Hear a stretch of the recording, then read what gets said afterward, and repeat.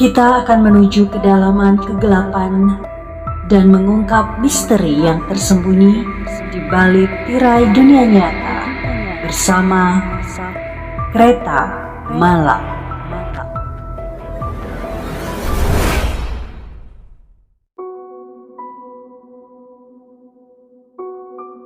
Kami akan mengajak Anda untuk menuju kisah nyata misteri di RSCM bagian 2. Selesai radiasi ibu sekitar jam 12.30 malam.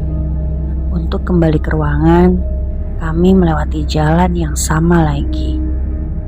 Otomatis, aku langsung baca-baca sebisaku sambil sesekali memejamkan mata. Ketika sudah di kamar lagi, ibu yang sedang menjaga pasien sebelah tiba-tiba menyapa dan bertanya aku dari mana. Aku pun menjawab bahwa aku habis menemani ibu radiasi. Dan ibu itu berkata, "Loh, udah lama? Barusan aku dengar mbaknya kayak lagi ngobrol di telepon gitu soalnya. Ngomong sendiri." Aku langsung melihat ibu dan langsung meminta agar aku tidur di sebelah ibu saja. Kejadian selanjutnya adalah ada yang membangunkan aku. Suster lagi. Dan aku disuruh ikut ke pos suster. Biasanya karena disuruh mengambil resep untuk ditebus karena tak difasilitasi BPJS. Tapi kali ini aku perhatikan suster tersebut aneh cara jalannya. Tidak mengajak ngobrol dan terus menunduk. Feelingku sudah tidak enak, tapi berusaha untuk berpikir positif. Sampai akhirnya Pak Satpam memanggilku dari belakang dan menanyakan kenapa dan mau kemana aku jalan sendirian. Aku menjawab mau ke pos suster. Tadi ada suster yang memanggil. Dan Satpamnya langsung bertanya, "Baju susternya pendek ya?" Aku pun mengiyakan. Dan tanpa bertanya lagi, Pak Satpam langsung menyuruh aku untuk kembali ke kamar. Keesokan paginya, baru Pak Satpam cerita. Ternyata, suster yang membangunkan dan menyuruhku ke pos suster adalah setan. Karena petugas medis sekarang sudah tidak ada yang memakai seragam suster pendek. Itu adalah suster dari tahun 70-an. Jelas Pak Satpam. Karena sudah full time di rumah sakit, aku memutuskan untuk tidak mondar-mandir ke rumah. Dan non-stop di rumah sakit. Sholat pun ketika melihat orang sedang ramai di musola, baru ikut sholat. Atau sholat di samping ibu. Takut kejadian yang sama terulang. Pengalaman selanjutnya, kali ini kejadiannya di depan mata sewaktu maghrib tiba. Melihat banyak orang di musola, aku ikut saja membawa mukena. Aku sudah mengambil wudhu di kamar ibu karena takut mengantri.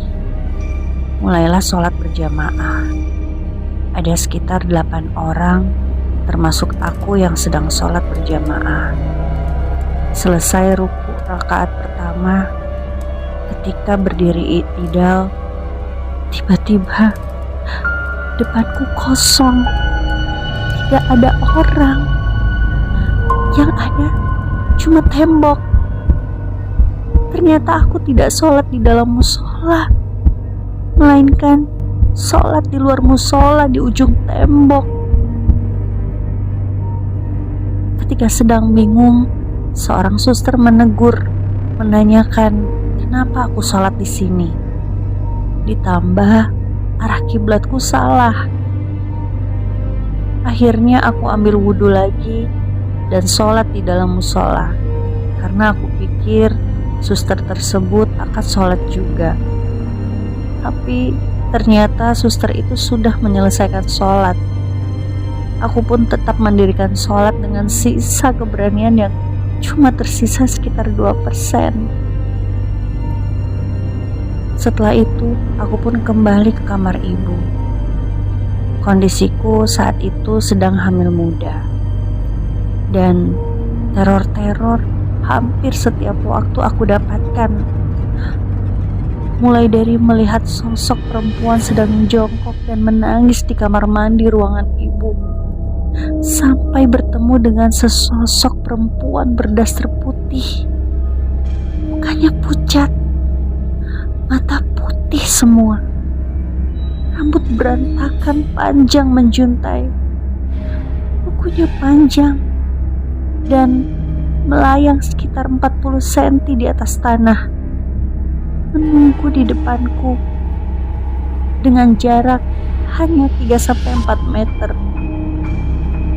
Tapi alhamdulillah ada bapak-bapak lewat dan melihatku diam kaku di situ.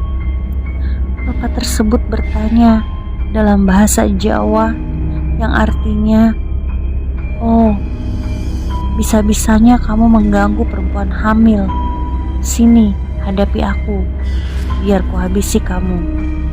Sambil kemudian si bapak melempar pasir bercampur tanah ke sosok perempuan tadi yang mulai menghilang diiringi dengan tawa nyaring. Bapak tersebut berpesan agar aku berhati-hati, bahwa aku memang diincar dan diperhatikan banyak jin karena aku sedang hamil muda. Jadi wanginya disukai oleh bangsa mereka. Aku pun mengucapkan terima kasih kepada beliau. Saking baiknya, aku diantar sampai depan gedung A. Ketika aku akan mengucapkan terima kasih, bapak tersebut belok ke arah taman. Dan ketika kulihat lagi, bapak tersebut sudah menghilang. Sampai akhirnya tanggal 6 Agustus 2017, ibu total tak sadarkan diri. Tambah sepi rasanya, karena tak ada yang diajak ngobrol lagi.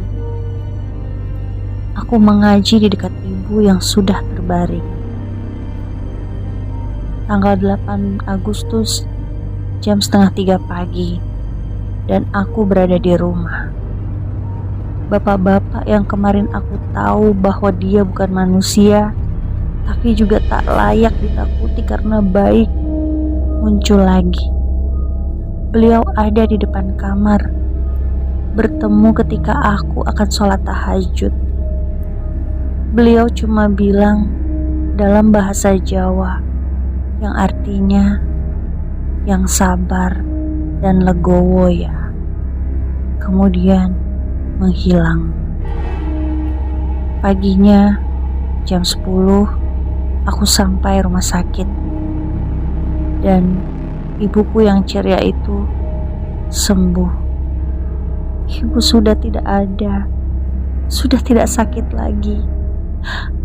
Aku tahu hari ini akan tiba, tapi tetap saja sedih tak terkira. Aku pikir setelah kepergian ibu, selesai sudah urusanku dengan RSCM. Tapi ternyata belum. Semakin besar kehamilanku, ternyata aku terkena preeklamsi dan harus dirawat sebulan sekali di RSCM. Dan sekali masa rawat adalah selama 8 hari. Masa ini masih aman karena ditemani suami. Kalau aku mendengar suara apapun, ada suami yang menenangkan. Bulan berikutnya, aku kembali masuk rumah sakit. Sama, 8 hari juga. Dan berbeda dengan kali pertama, kali ini teror-teror mencekam kembali muncul. Aku sering kerasukan, tapi yang aku rasakan bahwa aku hanya sedang tidur. Dan di dalam tidur, aku bermimpi ada sesosok perempuan yang meminta anak dalam kandunganku. Perempuan itu juga meminta aku untuk menunggu. Ternyata selama aku menunggu, sosok itu mengambil ragaku karena ingin juga merasakan hamil. Tak hanya kerasukan, aku juga sering mengalami kejang-kejang. Bisa dikatakan, kehamilanku ini adalah masa yang cukup sulit untukku. Suatu hari ketika sedang berada di rumah sakit, suamiku tak bisa menemani karena dia juga sedang sakit. Akhirnya aku berkata bahwa aku bisa sendiri agar bisa menenangkan dia. Walaupun ternyata tak segampang yang aku pikir. Malam setelah aku sholat Isya, ada yang bersenandung di sebelah tempat tidurku. Aku tak paham lagu apa yang sedang disenandungkan. Seperti orang menggerutu, tapi bermelodi. Saat aku ingin ke kamar kecil, aku melihat ada mata menyala-nyala di jendela. Seperti mata kucing terkena senter. Tapi sengaja ku abaikan demi terjaganya pikiran ini. Kalau aku mau ke kamar kecil, aku pasti melewati ranjang sebelah. Karena posisi tempat tidurku pojok dekat jendela. Dan ketika aku lewat, aku melihat ada sesosok perempuan sedang duduk di tepi ranjang. Perempuan itu menunduk. Aku membatin, oh, ini yang dari tadi bersenandung. Tak lama, suster dan beberapa orang mendadak masuk ke ruang kamarku.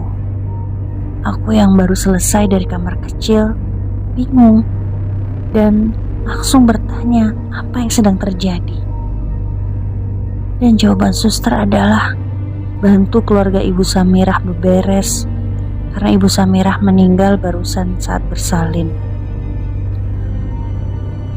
Ibu Samirah adalah pasien yang berada tepat di sebelah tempat tidurku. Aku langsung menghubungi suamiku dan menangis meminta untuk pulang saja. Tapi jelas tidak akan diizinkan karena malam itu sudah sangat larut. Suster pun ikut menenangkanku karena aku cukup histeris saat itu. Akibat kejadian itu, tekanan darahku naik kembali.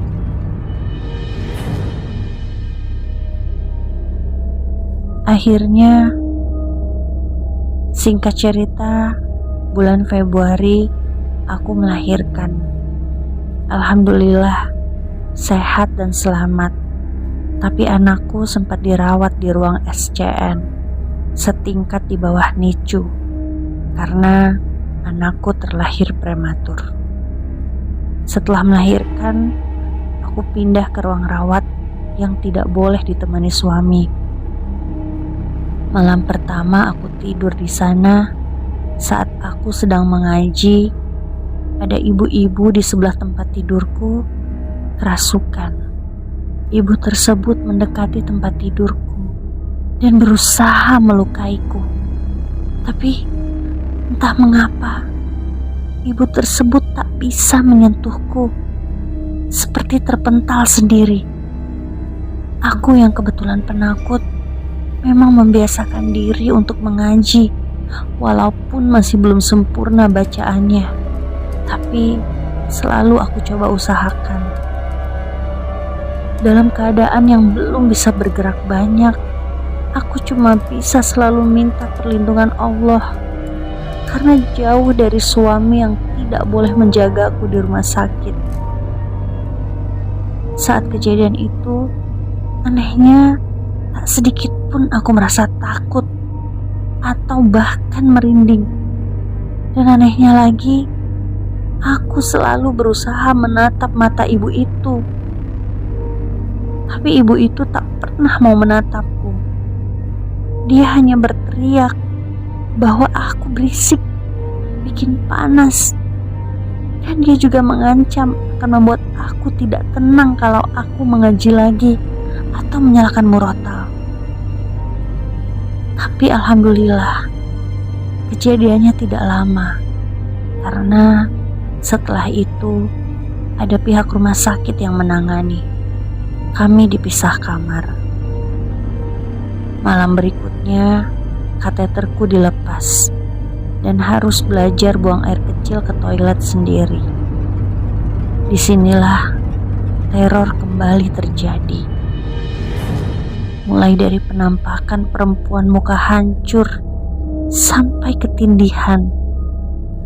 Setiap jam 9 atau 10 malam, suami sudah diminta pulang oleh satpam. Dan aku harus bisa duduk dan jalan kalau mau melihat anakku di ruang rawatnya. Jadi kalau malam, aku suka bangun dan belajar duduk atau belajar jalan di dalam kamar. Hari itu aku ingin memberikan ASI hasil pompa ke suster. Tapi setelah aku tekan bel untuk memanggil suster, tidak ada yang merespon. Akhirnya aku berinisiatif keluar dari kamar dan menuju ke pos suster untuk menyerahkan ASI. Ketika keluar pintu kamar, perasaanku sudah tidak enak. Dan ketika balik badan ke arah pos suster, sudah ada sesosok perempuan, mukanya rusak parah, berdiri dengan jarak sekitar 8 meter dari tempatku. Saat itu juga, aku langsung kaku di tempat. Aku diam mematung. Sementara, entah mengapa, sosok perempuan itu terus melayang mendekati aku. Bacaan surat pendek tak berhenti aku lafalkan. Dan setelah sekitar 2 menit, baru sosok itu menghilang. Dan badanku rasanya enteng kembali. Aku meneruskan niatku untuk menyerahkan ASI ke suster. Setelah memberikan ASI, aku kembali lagi masuk kamar dan langsung tiduran sambil menelpon suami. Setelah itu, aku pun tidur. Ketika sedang tidur, tiba-tiba aku merasa tak bisa bernafas. Bergerak pun susah. Dan saat aku membuka mata, sosok perempuan yang tadi aku lihat ada di depanku sambil menjulurkan lidah. Alhamdulillah, ada ibu pasien sebelah yang mendengar aku mengigau katanya dan langsung membangunkan aku. Padahal sebenarnya itu nyata, asli, bukan mengigau. Keesokan harinya aku diizinkan pulang tanpa membawa anakku karena saat itu dia masih ada penanganan lanjutan. Sampai sini putuslah hubunganku dengan RSCM bersama kenangan ibu di sana. Dan hingga cerita ini ditulis, aku tak pernah ke sana lagi.